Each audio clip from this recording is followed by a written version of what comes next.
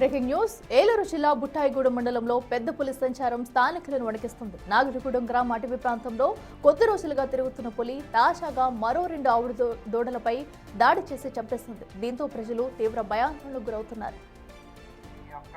పశువులను మేకలను ఇంటి వద్దే ఉంచుకోవాలని కోరటమైనది. వీటికి మరింత సమాచారం మా ప్రతినిధి సాగర్ అందిస్తారు. సాగర్, చెప్పండి. ఏదైతే పులి కథలతో కూడా ప్రజలంతా భయభ్రాంతులకు గురవుతున్నారు, సో ఇప్పటి వరకు దాని ఆనవాళ్ళు ఏమైనా గుర్తించారా? అధికారులు ఎలాంటి సూచనలు చేస్తున్నారు? అఖిల, ఏలూరు జిల్లా బుట్టాయిగూడెం మండలం పెద్ద పులి పంజా విసురుతుందనే చెప్పుకోవచ్చు. ఇప్పటికే 3 ఆవుల్ని వేటాడినటువంటి పెద్ద పులి గత రాత్రి ఏలూరు జిల్లా బుట్టాయిగూడెం మండలం నాగులపాడుగూడెంలో మరో 2 ఆవు దూడలపై కూడా దాడి చేసింది.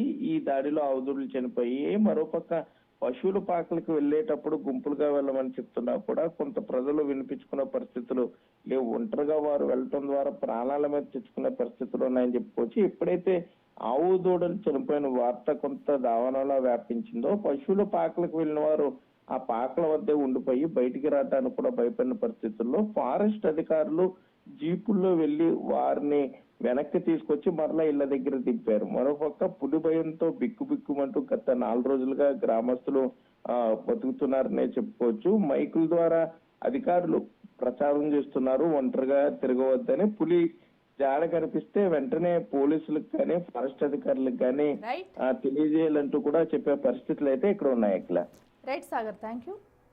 వెంటనే ఫారెస్ట్ డిపార్ట్మెంట్ వారికి తెలియజేయవలసిందిగా కోరటమైనది.